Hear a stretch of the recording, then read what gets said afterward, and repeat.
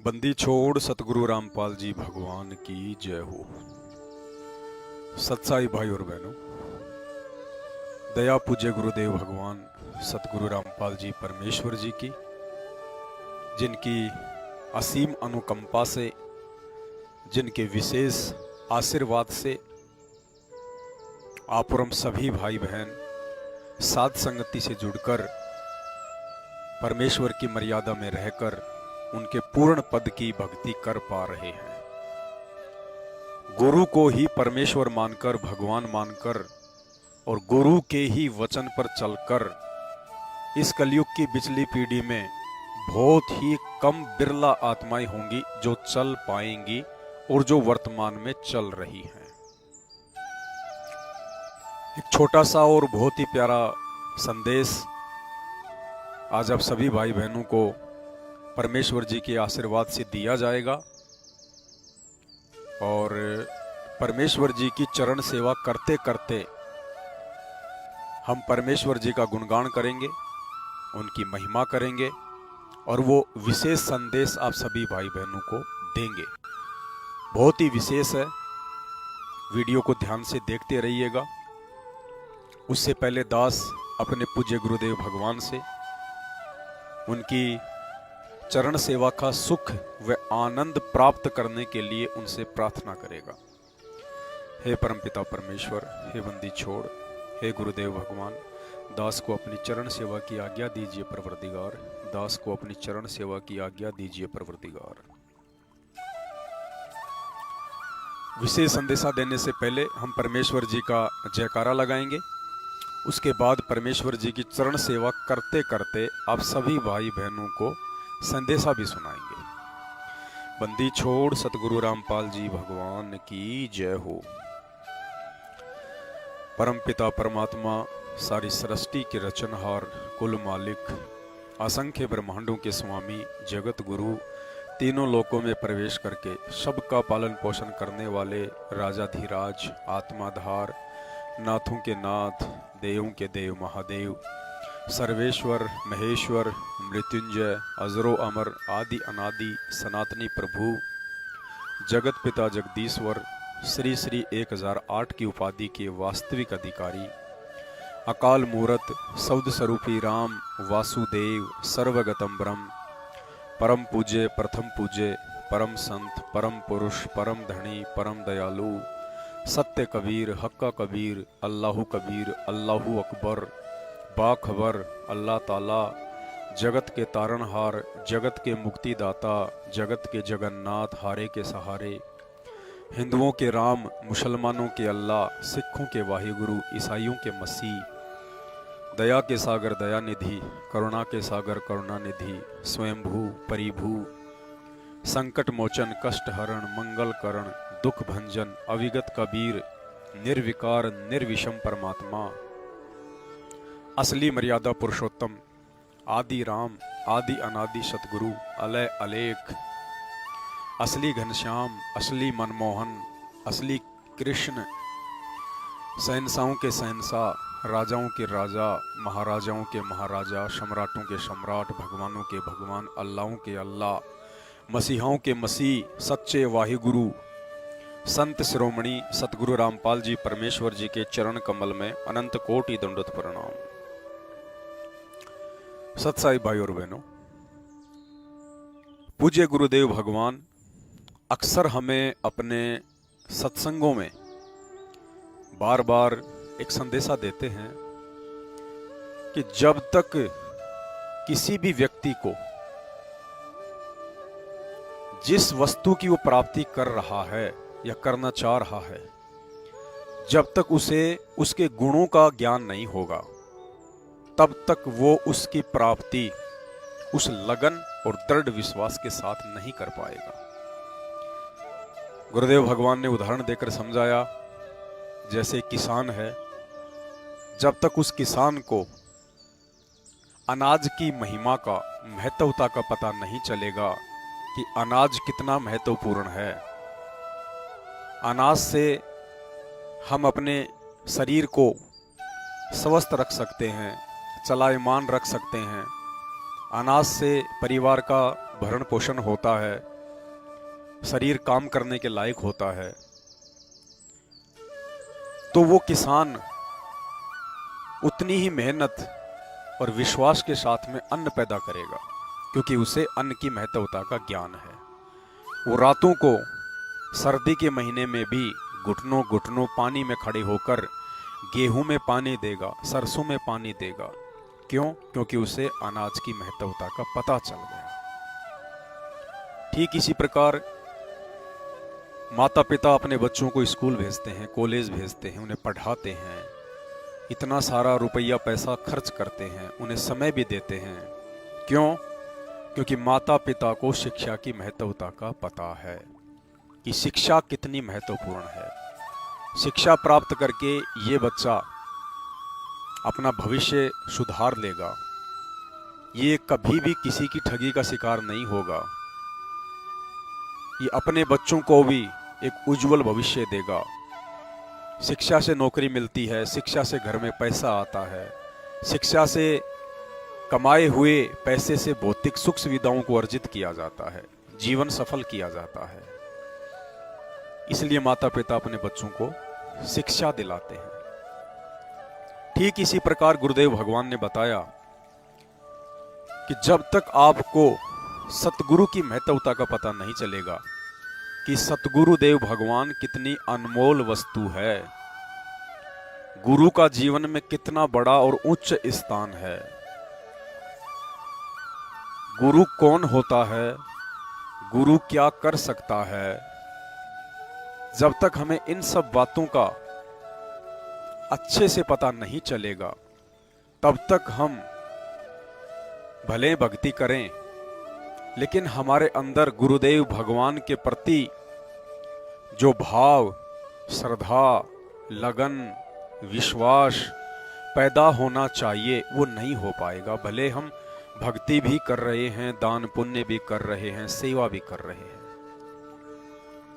और जिस दिन हमें ये पता चल जाएगा कि गुरु कौन है, गुरु कौन होता है, गुरु आप और हमारी तरह एक मानुष होता है या गुरु स्वयं परमात्मा होता है, पार ब्रह्म होता है,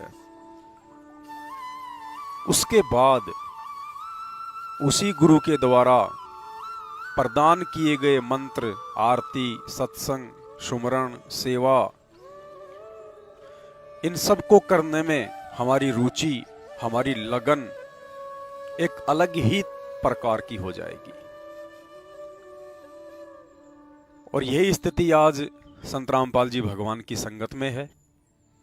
आज संत रामपाल जी भगवान की लाखों की संगत में दो पार्ट होने का सबसे बड़ा मुख्य कारण यही है कि एक पार्ट ने गुरु की महत्वता को जान लिया, समझ लिया, गुरु को पहचान लिया, गुरु को भगवान मान लिया, और भगवान मानकर जैसी क्रिया भगवान के साथ की जाती हैं, जैसा भगवान को महत्व दिया जाता है, स्थान दिया जाता है, उनकी सेवा की जाती है, उनके वचन की पालना की जाती है, उस आधार से एक ग्रुप जो साध संगति के नाम से जाना जाता है, जिन्हें सत्सेवक कहते हैं, वो भाई बहन दिन रात परमेश्वर जी की सेवा में, भक्ति में, सुमरण में, महिमा में, अपने आत्म कल्याण के लिए दृढ़ विश्वास के साथ में लगे हुए हैं। दूसरा ग्रुप संत रामपाल जी भगवान का कलयुगी परिवार है। उस परिवार के पीछे लगी हुई, आंखों पर काली पट्टी बांधकर चलने वाली गांधारी की तरह वो अंध संगत और कुछ कोऑर्डिनेटर जिनका अपना स्वार्थ निहित है, ये लोग अभी गुरु को पहचान नहीं पाए, गुरु को भगवान का दर्जा दे नहीं पाए, अपने हृदय में गुरु को बैठा नहीं पाए। इसलिए आज कदम कदम पर उन भाई बहनों की मर्यादाएं टूट रही हैं, उन्हें काल की गोद में बैठा दिया गया है। आए दिन उनकी अकाल मृत्यु हो रही है, उनके घर में अकाज हो रहे हैं, भक्ति में उनकी उतनी श्रद्धा और लगन नहीं है जितनी श्रद्धा और लगन साध संगत से जुड़े हुए भाई बहनों की दिन प्रतिदिन बढ़ती ही जा रही है। तो आज साध संगत वाले भाई बहनों के लिए ऐसा ही एक छोटा सा वीडियो गुरुदेव भगवान के सत्संग का, जिस सत्संग को हमने सैकड़ों बार नहीं हजारों बार सुना है, देखा है, लेकिन फिर भी हम उस पर ध्यान नहीं दे पा रहे थे, क्योंकि समय आने पर ही परमात्मा अपने सत्संगों का भेद खुलवाते हैं, अपनी आत्माओं को निमित्त बनाते हैं। परमेश्वर जी के सत्संगों में असंख्य भेद हैं, बहुत सारे रहस्य छुपे हुए हैं, जो समय आने पर परमात्मा खुलवाते हैं। ऐसा ही एक सत्संग गुरुदेव भगवान का, जो सत्संग उन्होंने श्रीमद् देवी भागवत को लेकर किया। श्रीमद् देवी भागवत पुराण, पेज नंबर 562 और 63, 7वां स्कंद। इसमें परमात्मा ने बताया कि एक बार देवी दुर्गा राजा हिमालय को उपदेश दे रही थी ब्रह्म को लेकर, कि वो ब्रह्म कौन है, वो कैसा है, वो कहाँ रहता है और कैसे उसको प्राप्त किया जा सकता है। उस ब्रह्म के विषय में बताते हुए देवी दुर्गा ने राजा हिमालय को कहा, जो श्रीमद् देवी भागवत पुराण में साफ साफ लिखा हुआ है। कुछ ही समय में आप गुरुदेव भगवान के मुख कमल से सुनने वाले हैं। उससे पहले थोड़ा सा दास आपको संकेत कर दे। गुरुदेव भगवान ने उसमें लिखा हुआ बताया कि देवी दुर्गा राजा हिमालय से कह रही है कि वो ब्रह्म जो दिव्य रूपी आकाश में रहता है, जिसका ओम मंत्र है, वो समस्त प्रजा के ज्ञान से परे है। बस इसी पॉइंट को भाई और बहनों ध्यान रखना, आपकी श्रद्धा आपके गुरुदेव के प्रति और अधिक बढ़ जाएगी कि वो ब्रह्म समस्त प्रजा के ज्ञान से परे है। और इस वीडियो को सुनने के बाद पूज्य गुरुदेव भगवान में हमारी श्रद्धा as a god, as a bhagwan पहले से कहीं ज्यादा बढ़ जाएगी। और उसमें गुरुदेव भगवान ने हमें पढ़ाया कि वो देवी दुर्गा राजा हिमालय से उस ब्रह्म के विषय में कह रही है, उसको उपदेश दे रही है कि वो ब्रह्म कौन है, कहाँ रहता है, क्या उसका मंत्र है। और आगे उसने बताया कि वो ब्रह्म समस्त प्रजा के ज्ञान से परे है। इस पॉइंट को भाई और बहनों विशेष तौर पर ध्यान रखना कि वो ब्रह्म समस्त प्रजा के ज्ञान से परे है। पहले आप गुरुदेव भगवान के मुख कमल से सुन लीजिए यही सत्संग 1 मिनट का।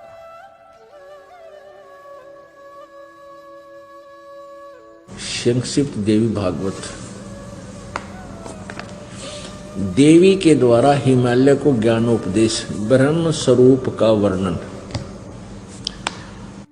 अब यहां देवी हिमालय को और ब्रह्म के बारे में बता रही है।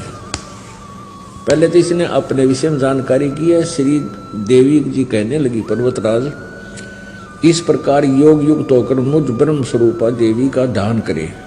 यह ध्यान आसन पर भली भांति बैठकर अतुकी भक्ति के साथ करना चाहिए।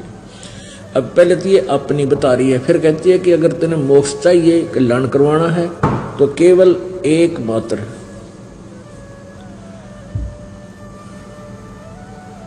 उस ब्रह्म का स्वरूप क्या है। अब कहती इस ब्रह्म की क्या स्वरूप है, यह बतलाया जाता है। जो प्रकाश रूप सबके अत्यंत समीप में सचित, हृदय रूप गुहा में सचित होने के कारण गुहाचर नाम से प्रसिद्ध है और महान पद है। आगे देखो, वह समस्त प्रजा के ज्ञान से परे है, अर्थात किसी की बुद्धि में आने वाला नहीं है, ऐसा तुम जानो। तो भाई और बहनों, परमेश्वर जी के मुख कमल से आपने सुन लिया, जिसमें स्पष्ट लिखा हुआ है, गुरुदेव ने अपने मुख कमल से बोलकर हमें सुनाया है कि वो ब्रह्म समस्त प्रजा के ज्ञान से परे है। वो किसी की भी बुद्धि में आने वाला नहीं है, किसी की भी बुद्धि में आने वाला नहीं है। समझ गए होंगे जो समझदार मेरे भाई बहन हैं, फिर भी थोड़ा विश्लेषण कर देता हूं। दुर्गा कह रही है कि वो ब्रह्म समस्त प्रजा के ज्ञान से परे है, किसी की भी बुद्धि में आने वाला नहीं है। अब सृष्टि रचना के माध्यम से हमें गुरुदेव ने बताया कि जो ब्रह्म है वो काल है, ज्योति निरंजन है, दुर्गा का पति, ब्रह्मा विष्णु महेश का बाप, 21 ब्रह्मांड का स्वामी है। और दुर्गा कह रही है कि वो समस्त प्रजा के ज्ञान से परे है, अर्थात 21 ब्रह्मांड में जितने भी प्राणी रहते हैं वो उस काल की प्रजा है। जैसे भारत देश के राजा वर्तमान में श्री नरेंद्र मोदी जी हैं, और भारत देश में निवास करने वाले जितने भी नागरिक हैं, जितनी भी आत्माएं हैं, वो सब नरेंद्र मोदी जी की प्रजा है, क्योंकि वर्तमान में वो भारत के राजा हैं। तो इसी प्रकार वर्तमान में ये काल ज्योति निरंजन 21 ब्रह्मांड का राजा है, स्वामी है, और इसके अंतर्गत जितने भी प्राणी हैं, सुर नर मुनि देवता गंधर्व यक्ष किन्नर जीव जंतु, ये सब उस काल की प्रजा है। और दुर्गा क्या कह रही है कि वो काल, वो ब्रह्म, वो समस्त प्रजा के ज्ञान से परे है, वो किसी की बुद्धि में आने वाला नहीं है। इसके बावजूद परम पूज्य सतगुरु रामपाल जी भगवान ने उस राजा की पाई पाई हमें गिन के बता दी। जो राजा, जो ब्रह्म शब्द की बुद्धि से परे है, संत रामपाल जी भगवान ने उस ब्रह्म की सारी स्थिति, उसके गुण, उसके अवगुण, उसके कर्म, उसके कुकर्म, उसकी पूरी की पूरी जन्म कुंडली परमेश्वर रामपाल जी भगवान ने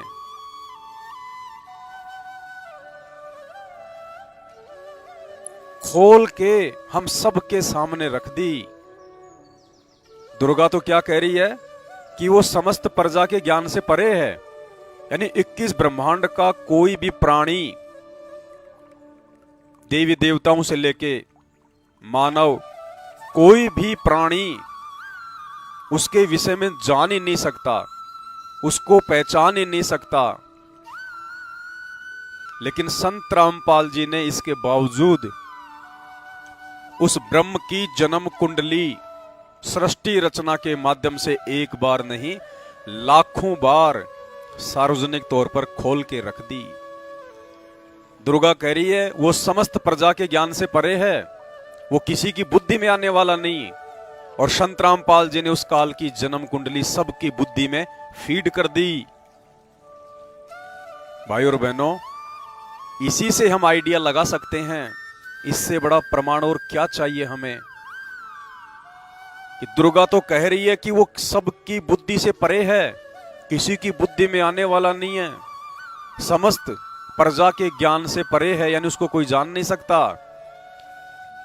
तो अब आप लोग स्वयं विचार करो, संत रामपाल जी भी तो इसी 21 ब्रह्मांड में रह रहे हैं, मानव शरीर में प्रकट होकर आम व्यक्ति की लीला कर रहे हैं।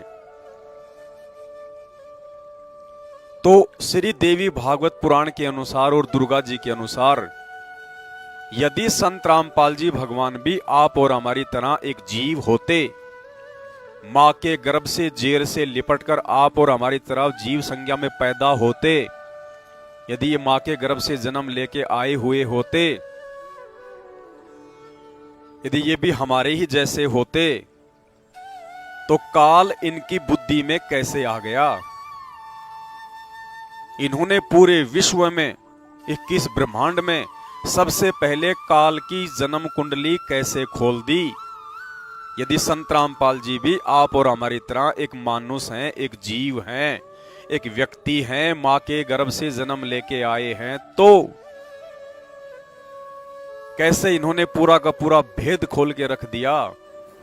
अब सतलोक के जो हम जहां से हम आए थे उस स्थान का भेद हमारे को किसी ने नहीं दिया, क्योंकि काल भगवान जिसके लोक में हम फंसे पड़े हैं, इसने हमें बंदी बना करके यहाँ रोक रखा है, हमारी दुर्गति कर रखी है।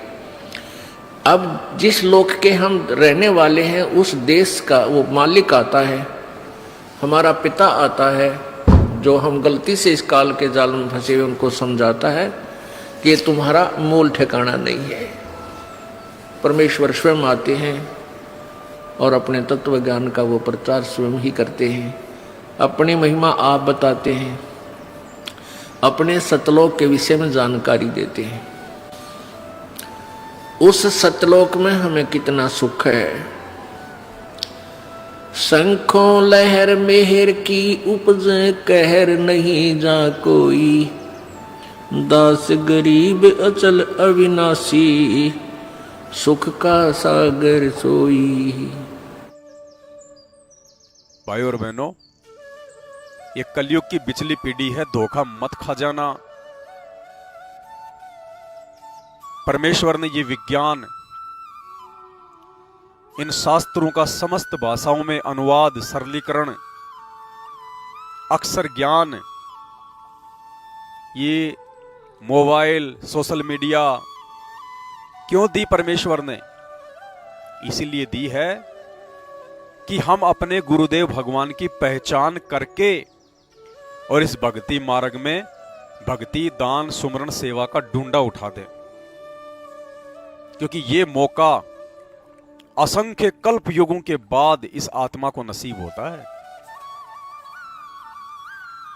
इसलिए अपने गुरुदेव को पहचान लीजिए कि ये आप और हमारी तरह इंसान नहीं है,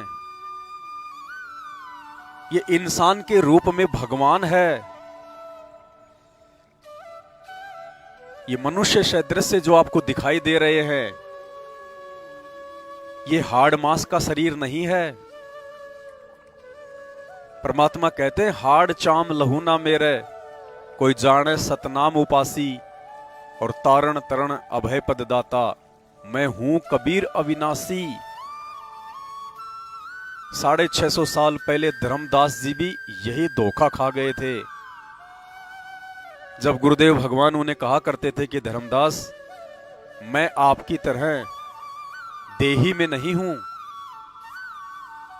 मैं विदेह हूं, मेरा शरीर आपके जैसा नहीं है। धर्मदास को विश्वास नहीं हुआ। क्यों? क्योंकि वो कलयुग की बिचली पीढ़ी नहीं थी, वो मोक्ष का समय नहीं था। उस वक्त परमात्मा ने मूल ज्ञान नहीं दिया था, इसलिए दिन रात परमात्मा के चरणों में रहने के बावजूद भी धर्मदास जैसी आत्मा धोखा खा गई। लेकिन आज गुरुदेव भगवान ने कोई कसर नहीं छोड़ी है अपनी पहचान करवाने में। सर्वप्रथम तो परमेश्वर ने हम जीव आत्माओं को मानव शरीर प्रदान कर दिया, जिस मानव शरीर से ही परमेश्वर की प्राप्ति हो सकती है, भक्ति की जा सकती है, सत्संग सुने जा सकते हैं, सुमरण किया जा सकता है। अन्य योनियों में यह सुविधा उपलब्ध नहीं है। उसके बाद गुरुदेव भगवान ने शिक्षा दी, हमें पढ़ाया, लिखाया, अक्षर ज्ञान करवाया। फिर गुरुदेव भगवान ने हमें अपनी शरण में लिया, हमें सत्संग सुनाए, तत्व ज्ञान दिया, अपना आशीर्वाद दिया, हमारी बंद बुद्धि के दरवाजे खोले। सैकड़ों नहीं हजारों की संख्या में शास्त्रों को खोल खोल के, धर्म ग्रंथों को खोल खोल के स्वयं के परमेश्वर होने के विषय में प्रमाण दिए, सबूत दिए। यदि अब भी हम अपने गुरु की पहचान नहीं करेंगे, इन्हें परमेश्वर के रूप में नहीं मानेंगे, नहीं जानेंगे, भला कैसे फिर हमारा मोक्ष संभव है? और जब तक हम अपने गुरु को ही परमात्मा नहीं मानेंगे,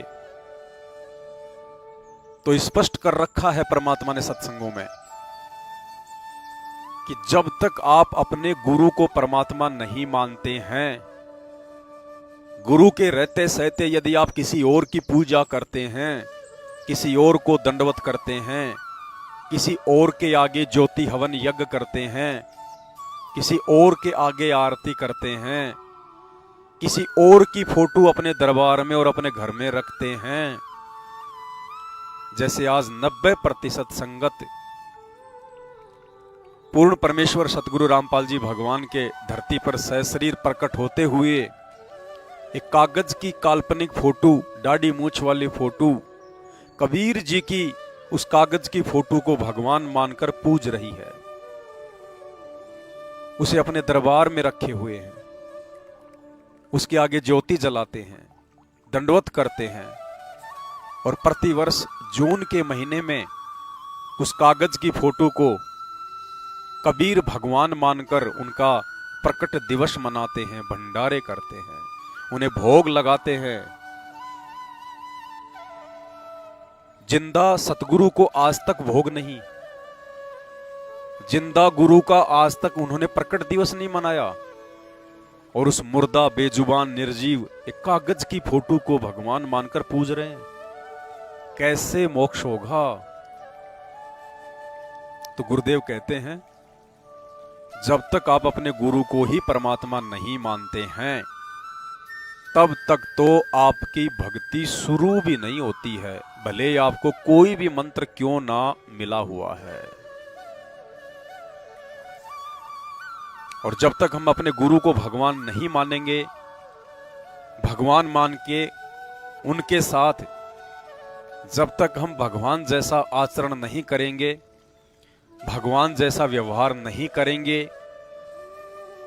ये सोचकर कि मेरे गुरुजी स्वयं ही कबीर परमात्मा हैं, इनके अलावा ब्रह्मांड में सृष्टि में कोई दूसरा भगवान नहीं है, ये स्वयं कबीर देव हैं, अपने आप को छुपाए हुए हैं, साहिब से सतगुरु भय, सतगुरु से भय साध, ये तीनों अंग एक हैं, गति कुछ अगम अगाध, और साहिब से सतगुरु भय, सतगुरु से भय संत, धर धर वेख विशाल अंग, ये खेल है आदि और अंत। तब तक हमारे हृदय में गुरुदेव भगवान के प्रति वो प्यार प्रेम नहीं उपजेगा, और जब तक गुरुदेव के प्रति आपके हृदय में प्रेम नहीं उपजा, आपकी आंखों से आंसू नहीं बहे, उनकी महिमा में, दुख में तो सबके बहते हैं, संकट और परेशानियों में तो लोग मंदिर मस्जिद गुरुद्वारों में चर्चों में आंसू बहाते रहते हैं। एक भिखारी भी अपनी भूख के लिए लोगों के आगे आंसू बहाता रहता अपनी कहानी बताकर, वो आंसू नहीं, अपने आत्म कल्याण के लिए, अपनी मुक्ति के लिए, अपने उद्धार के लिए गुरुदेव के ज्ञान को आधार बनाकर कि परमेश्वर बड़े सौभाग्य से आप हमें नसीब हुए हो, हे परमात्मा, न जाने हमारे कौन से जन्म जन्मांतरों के ये शुभ कर्म रहे होंगे जो आपने इस मोक्ष टाइम में, इस प्राइम मुक्ति के पीरियड में आपने हम जैसे तुच्छ प्राणियों को मानव शरीर देकर अपनी शरण में ले लिया, शरणागत कर लिया। हे परमात्मा, आपने इस तत्व ज्ञान के माध्यम से अनमोल ज्ञान दे दिया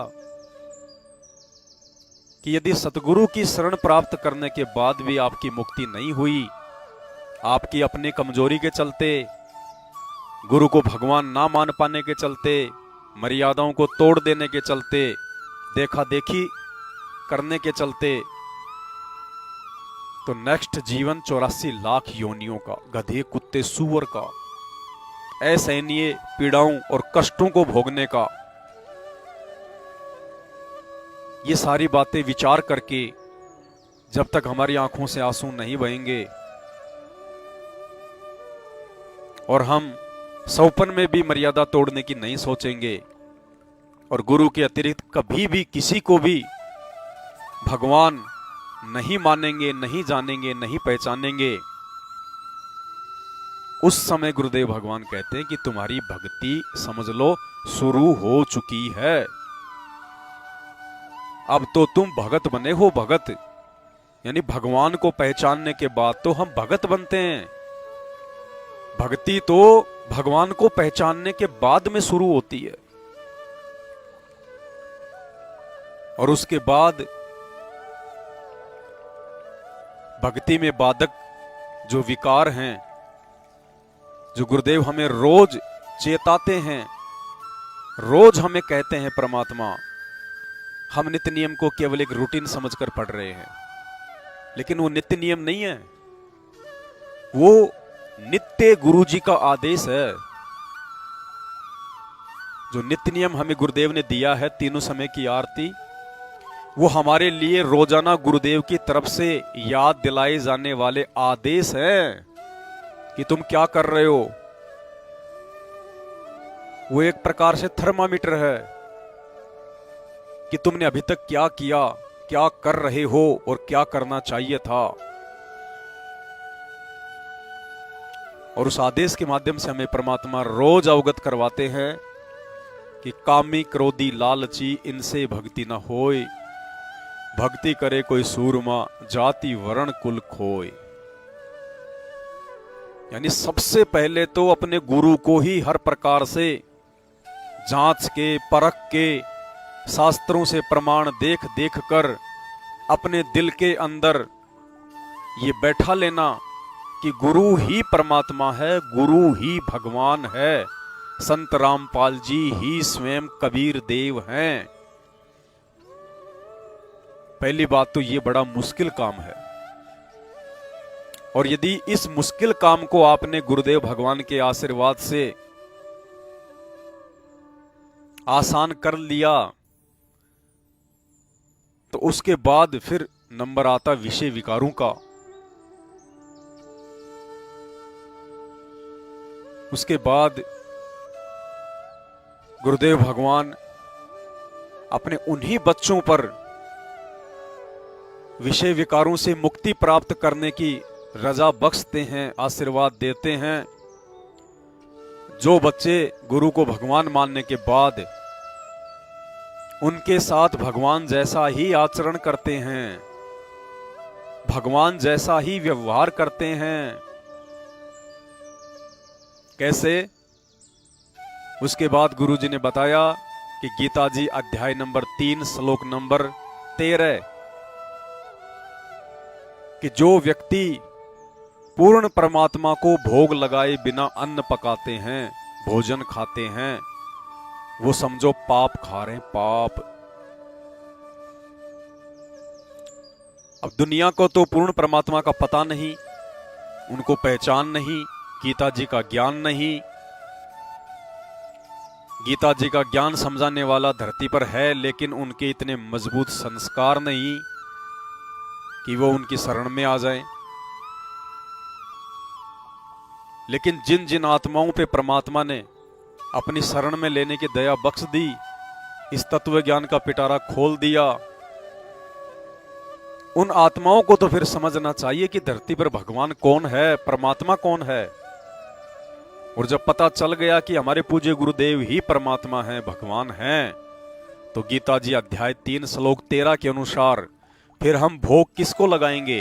परमात्मा को। तो साध संगति के माध्यम से परमात्मा ने, गुरुदेव भगवान ने भोग की आरती के साथ, जो कि नित्य नियम में संध्या आरती के बाद में लिखी हुई है, भोग लगाने की विधि, मोको कहां ढूंढे रे बंदे मैं तो तेरे पास में, वहां से लेकर और लास्ट आज लग्या साहिब को भोग दिन के टुकड़े पानी का, कोई जग्या पुरबला भाग, सफल हुआ दिन जिंदगानी का। परमेश्वर ने अपने सत्सेवक बच्चों के ऊपर मेहर बख्शी, दया बख्शी, उनका ज्ञान योग खोला और स्वयं को भोग लगवाना शुरू किया। ये इनकी भक्ति का विधान है, ये पूर्ण परमात्मा की प्राप्ति का संविधान है। और इस संविधान को वर्तमान में उनके सत्सेवक बच्चे ही फॉलो कर पा रहे हैं। अब पता चल गया कि गुरु ही भगवान है, परमात्मा है, कबीर जी हैं, तो चरण सेवा किसकी करें? अपने गुरुदेव भगवान की, अपने परमात्मा की। उन्हें परमात्मा समझकर जब पता चल गया कि गुरु ही भगवान हैं और गुरु जी का आदेश है कि अपने अपने घर पर दरबार लगाओ, यानी जब हम नाम दीक्षा लेते हैं तो नाम दीक्षा के साथ गुरुदेव हमें आशीर्वाद देते हैं। और जहां से भी हम नाम दीक्षा लेते हैं वहां से हमें एक फोटो मिलती है, आरती के लिए एक आरती की पुस्तक मिलती है, और भी छोटी मोटी सामग्री मिलती है। और गुरुदेव नाम दीक्षा के समय हमें आदेश देते हैं कि आप अपने घर पर गुरु जी का दरबार लगाइए, परमात्मा का दरबार लगाइए, वहां आप दंडवत कीजिए, तीनों समय की आरती कीजिए, परमात्मा का ज्योति जलाइए। तो घर पर दरबार लगाने का आदेश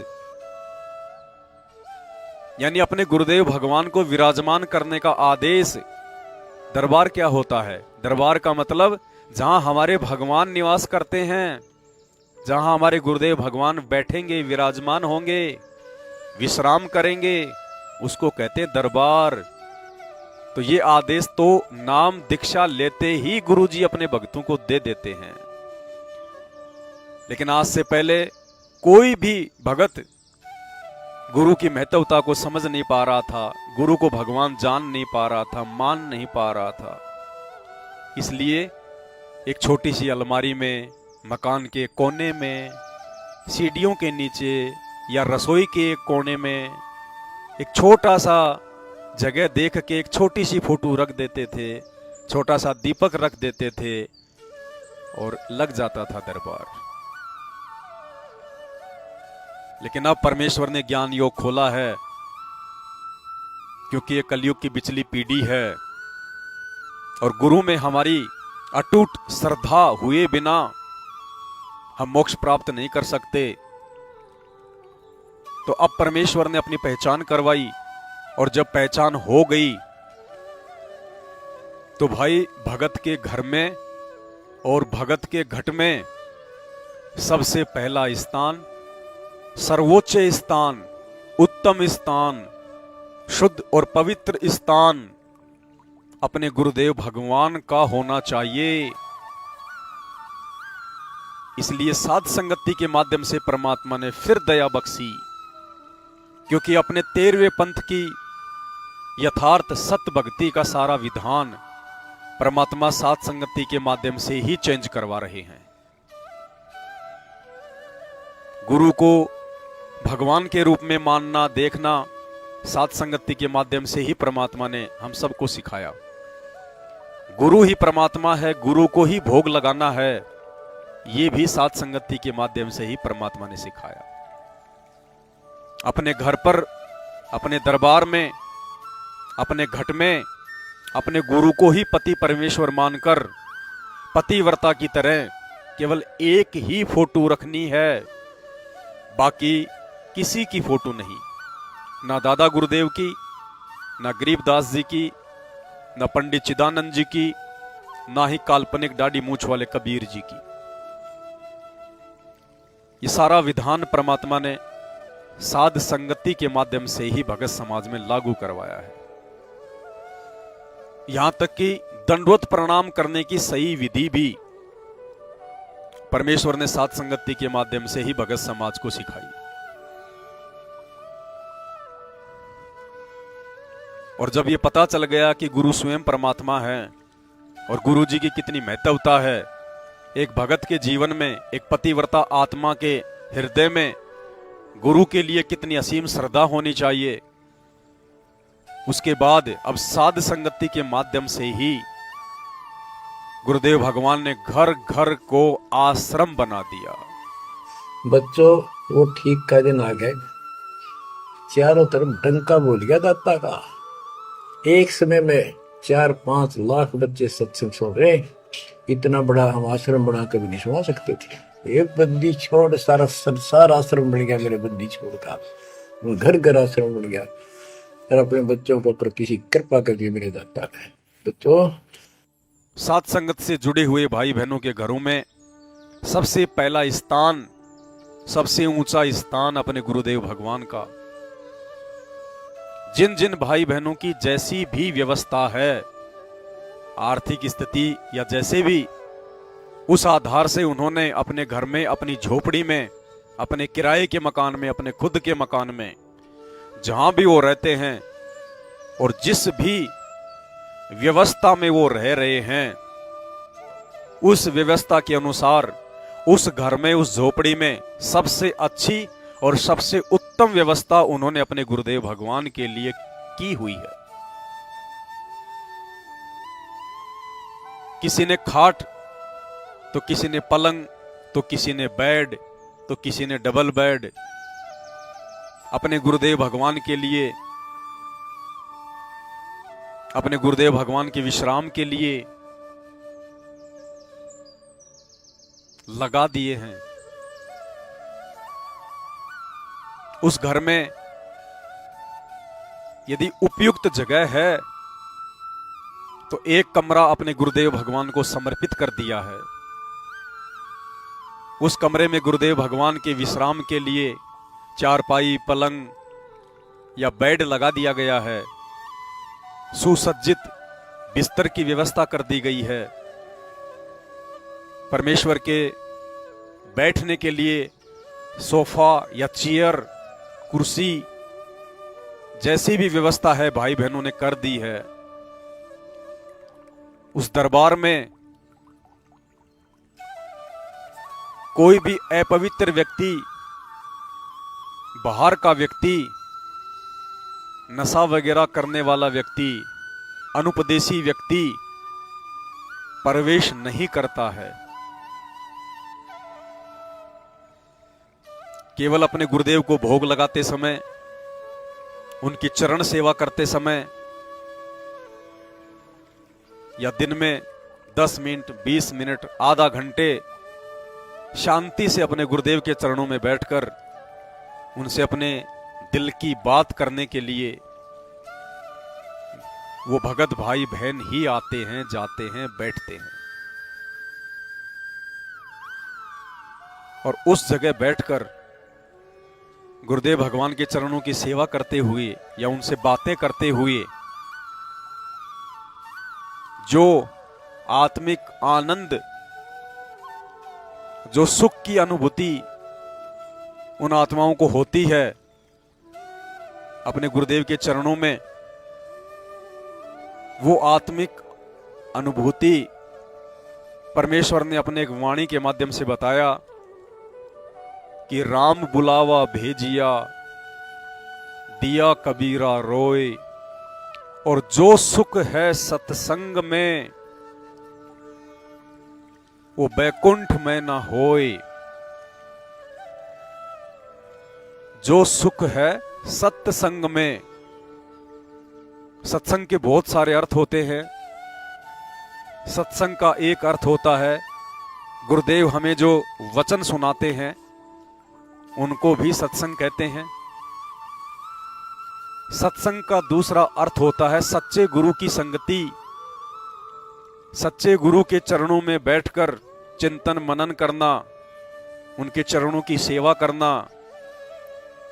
उसको भी सत्संग कहते हैं। यानी सच्चे का संग, सच्चाई का संग। सत्य यानी अविनाशी परमात्मा और संग यानी उनकी संगति, उनकी शरण। सत्संग परमेश्वर की शरण, परमेश्वर के चरण।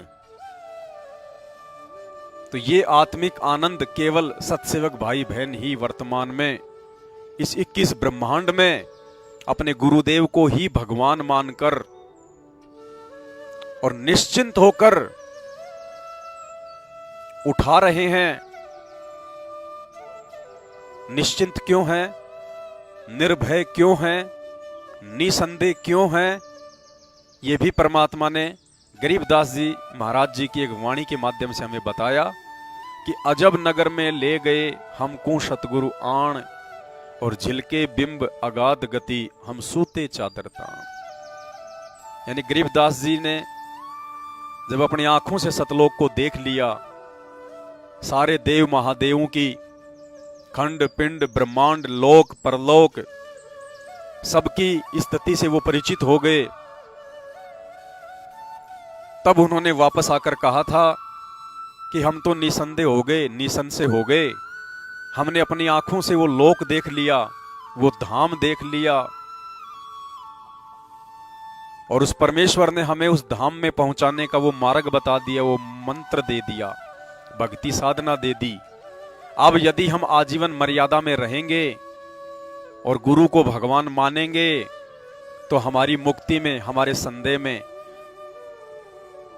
तो हमारी मुक्ति में, हमारे मोक्ष में कोई संदेह नहीं है। हम तो चादर तानकर सो गए। तो भाई और बहनों, आदरणीय गरीबदास जी महाराज जी को सतगुरु रामपाल जी भगवान ने, इस पूर्ण परमात्मा ने उनकी आंखों से सतलोक दिखा दिया था, और आज परमेश्वर ने, गुरुदेव भगवान ने हमें अपने इस तत्व ज्ञान से सतलोक दिखा दिया है। परमात्मा कहते हैं, भाई जो गुरु वचन पर डट गए कट गए फंद 84 के। आज हमने अपने गुरुदेव के वचनों को ही आधार मानकर एक प्रकार से उनको दिव्य दृष्टि मानकर, क्योंकि जब परमेश्वर सतलोक की बात करते हैं, वहां के सुखों का वर्णन करते हैं, तो हमारी दिव्य दृष्टि, हमारे वो मन की आंखें, हमारे हृदय की आंखें सतलोक में जाके टिक जाती हैं। हमने इस चरण दृष्टि से उस अमरलोक को नहीं देखा, लेकिन जो हृदय की आंखें हैं, क्योंकि 4 नयन बताए परमात्मा ने। मालिक कहते हैं, माया का रस पिया कर फूट गए पट 4, और ऐसा सतगुरु हम मिला लोयन संख उधार। 4 पट बताई परमात्मा ने, 4 नयन, 2 ये सांसारिक आंखें और 2 हृदय की आंखें। तो जब भी परमात्मा अपने सत्संगों में उस अमर धाम सतलोक के सुखों का वर्णन करते हैं, तो परमेश्वर जी के इस तत्व ज्ञान आधार से हमारे हृदय की आंखें सतलोक में टिक जाती हैं कि हमारे बाप जो कह रहे हैं, हमारे पिताजी जो कह रहे हैं, वो परम सत्य है। उसमें रत्ती भर भी संदेह की गुंजाइश नहीं है, रत्ती भर भी।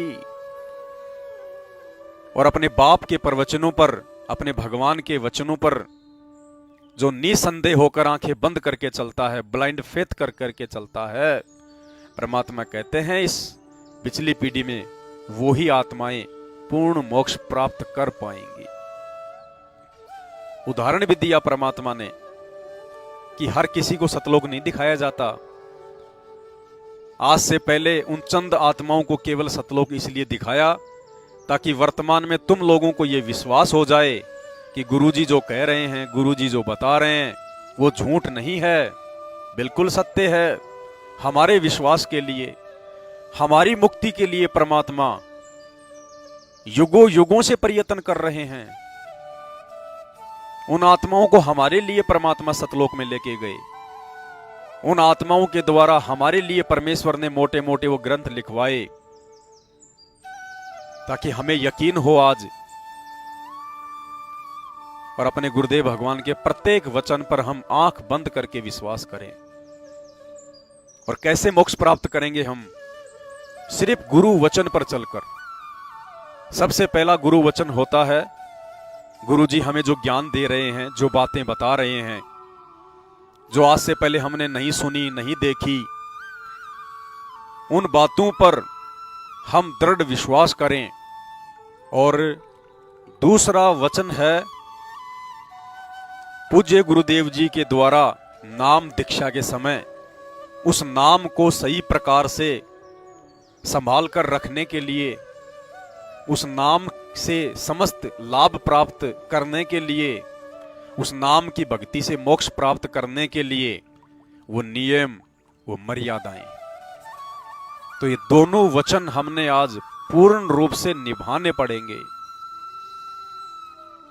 अन्यथा कोई भी उम्मीद ना करे, भले ही भगवान धरती पर है, भले ही वो हमारे गुरुदेव हैं, भले ही हमें उनसे नाम मिल गया, ज्ञान मिल गया, उनका आशीर्वाद मिल गया, लेकिन इतना सब कुछ होने के बाद भी यदि हमें उनकी मेहर नहीं मिली, और मेहर के विषय में गुरुदेव ने बताया, मेहर का मतलब होता है जब तुम अपने गुरु को भगवान मानकर उनके प्रत्येक वचन और मर्यादा में चलते हुए अपने आत्म कल्याण की दिशा में आगे बढ़ोगे, उससे तुम्हारे गुरुदेव प्रसन्न होंगे।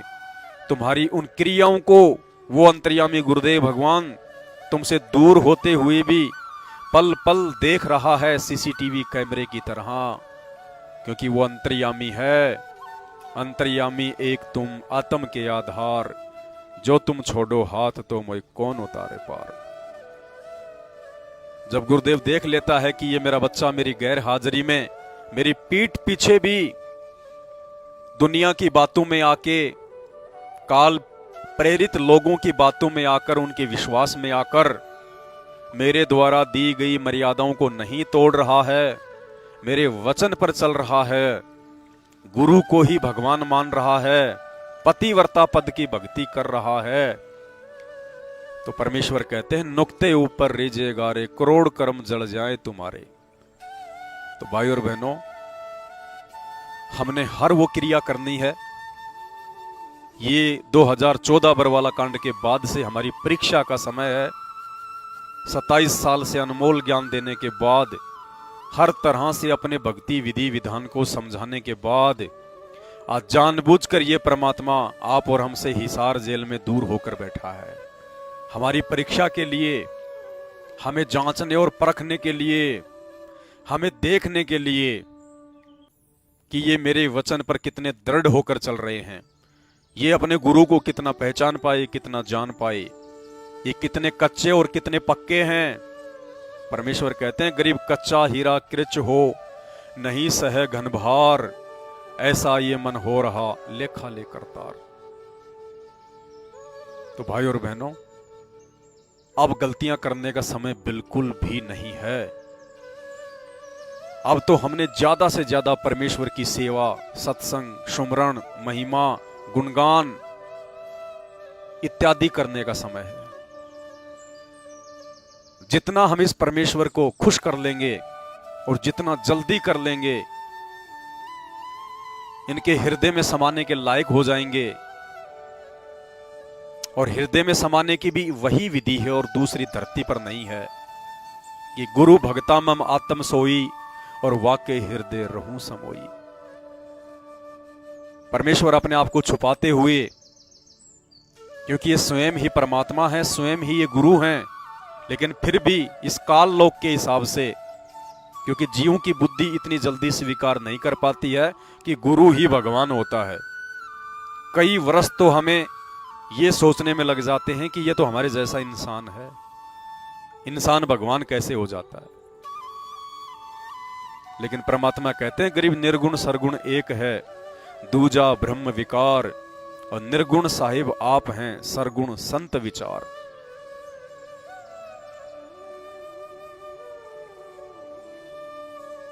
गुरु और गोविंद दो नहीं भाई, जब तक दो समझेंगे वो दोजक में जाही। सतगुरु साहिब एक है, दूजा ब्रह्म विरोध, और बिन सतगुरु सूझे नहीं, चाहे पढ़ो 18 बोध। तो बहुत समय तो जीव को इसी संदेह से बाहर निकलने में लग जाते हैं, क्या गुरु ही भगवान होता है? और जब ये संदेह निकल जाता है तो परमेश्वर कहते हैं गुरु भगता में मातम सोई, वाके हृदय रहूं समोई। कि जो गुरु जी का पक्का भगत होता है, और गुरु का पक्का भगत कौन होगा? जो गुरु को ही परमात्मा मानेगा, अपना पति परमेश्वर मानेगा, आत्मा का आधार मानेगा, कदम कदम पर अपना साथी मानेगा। तमेव माता च पिता तमेव, तमेव बंधु च सखा तमेव, तमेव विद्या च द्रविणम तमेव, तमेव सर्व मम देव देव।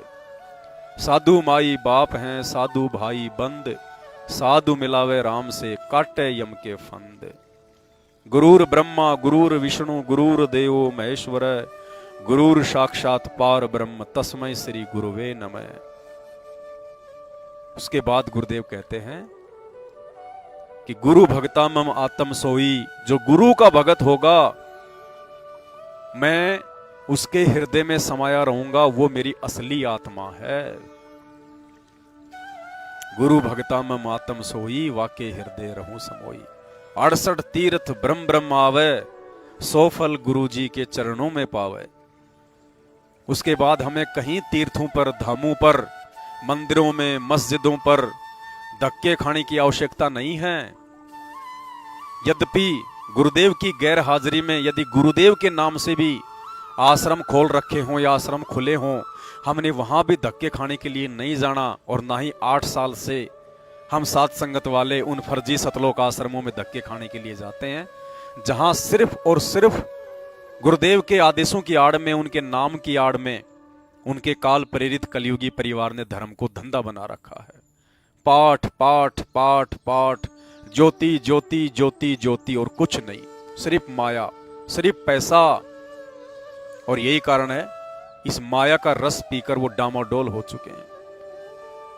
वो गुरु को भगवान नहीं मान पा रहे, गरीब माया का रस पिया कर हो गए डामाडोल। और ऐसे सतगुरु हम मिले, ज्ञान योग दिया खोल। साथ संगत वालों का परमेश्वर ने जब से उनको भगवान माना है, उन्होंने हमारा ज्ञान योग खोल दिया। और वो सतलोक आश्रम मैनेजमेंट वाले, गुरुदेव के कलयुगी परिवार वाले, जिन्होंने गुरु को केवल मानुष माना और गुरु के रहते सहते वो दाढ़ी मूंछ वाले कबीर जी को भगवान मानकर उनका प्रकट दिवस मनाते हैं, उसको भोग लगाते हैं, तो परमेश्वर कहते हैं माया का रस पिया कर वो हो गए डामाडोल। आज वो डामाडोल हो चुके हैं। गुरुदेव के वचनों के विरुद्ध दुनिया के लिए बैडमिंटन का स्टेडियम बना रहे हैं, भगत समाज से गंदी राजनीति करवा रहे हैं, कभी बीजेपी तो कभी कांग्रेस को वोट डलवा रहे हैं, प्राइवेट ब्लड बैंक को, प्राइवेट हॉस्पिटल को दे दान और रक्तदान के नाम पे भक्तों के शरीर का व्यापार कर रहे हैं, उनकी मर्यादाएं तोड़वा रहे हैं। एक विशेष मेहर परमात्मा ने यह साथ संगत पर ही रखी है, जो परमेश्वर ने गुरु को भगवान भी मनवाया। भगवान मनवाकर भगवान के साथ में कैसा व्यवहार किया जाता है, कैसा आचरण किया जाता है, भगवान के प्रति कैसी श्रद्धा और भाव होने चाहिए, वो परमेश्वर ने साथ संगति के माध्यम से अपने बच्चों को सिखाया। और आज परमात्मा उस आत्मिक आनंद की क्षण क्षण अनुभूति करवा रहे हैं, जिस आत्मिक आनंद को प्राप्त करने के लिए देवी देवता भी तरस रहे हैं, क्योंकि वो आत्मिक आनंद पूर्ण परमेश्वर जो कि तत्वदर्शी संत की भूमिका करके स्वयं ही अपना ज्ञान प्रचार करते हैं, अपने सतलोक के विषय में जानकारी देते हैं, उनकी शरण में आने के बाद ही प्राप्त किया जा सकता है। कि राम बुलावा भेजिया दिया कबीरा रोए, और जो सुख है सत्संग में, सच्चे गुरु की शरण में, उनके चरणों में, वो बैकुंठ में ना होए। ये परमेश्वर अपने सत्सेवक बच्चों पर, अपनी साध संगत पर इसी प्रकार से ये मेहर बनाए रखना। परमात्मा हम तो तुच्छ जीव हैं, परमेश्वर हमें आप संभाल के रखना। गुरुदेव भगवान अपने चरणों की सेवा दिए रखना मेरे परमपिता परमेश्वर। ये बंदी छोड़ हमें अपना अज्ञानी, नासमझ, मंद बुद्धि, जड़ बुद्धि, बालक समझकर कदम कदम पर परमेश्वर हमारा हाथ पकड़कर चलना। परमात्मा बंदी छोड़ आप ही की वाणी है कि शरण पड़े को गुरु संभाले, जान के बालक भोला रे, कहे कबीर तुम चरण चित राखो, ज्यों सुई में डोरा रे। हे परमेश्वर हम तो आपकी शरण में पड़ चुके हैं परमात्मा, हमें आपके अलावा अब कोई भी दिखाई नहीं देता है परमेश्वर। आप ही हमारे माई बाप, आप ही हमारे भाई बंधु, आप ही हमारे सखा मित्र, सब कुछ आपके सिवा परमेश्वर। हमें तो सौपन भी किसी अन्य के नहीं आते। हम तो आप ही की शरण में हैं परमात्मा। और अंत तक चाहे कितनी भी बाधाएं क्यों ना आए, आपकी वाणी के अनुसार कि द्वार धनी के पड़े रहो और धक्के धनी के खा, सो काल झक झोल ही पर द्वार छोड़ ना जा। परमेश्वर, हम तो आपके कुत्ते हैं, और कुत्ते को जब मालिक एक रोटी का टुकड़ा डाल देता है तो एक रोटी टुकड़े के बदले वो आजीवन उसके चरणों में पड़ा रहता है। उसका स्वामी भक्त सेवक बनकर उसकी नौकरी करता है, उसकी चाकरी करता है। परमेश्वर, हम तो उस सांसारिक कुत्ते से भी बढ़कर परमेश्वर आपके कुत्ते हैं। हे परमात्मा, यदि आपकी दया दृष्टि बनी रही, आप हम पे नजर निहाल रहे, तो परमेश्वर हम सौपन में भी किसी अन्य की तरफ आंख उठाकर नहीं देखने वाले। परमात्मा, नहीं देखने वाले। हम आपके हैं, आपके थे और आपके बन चुके हैं।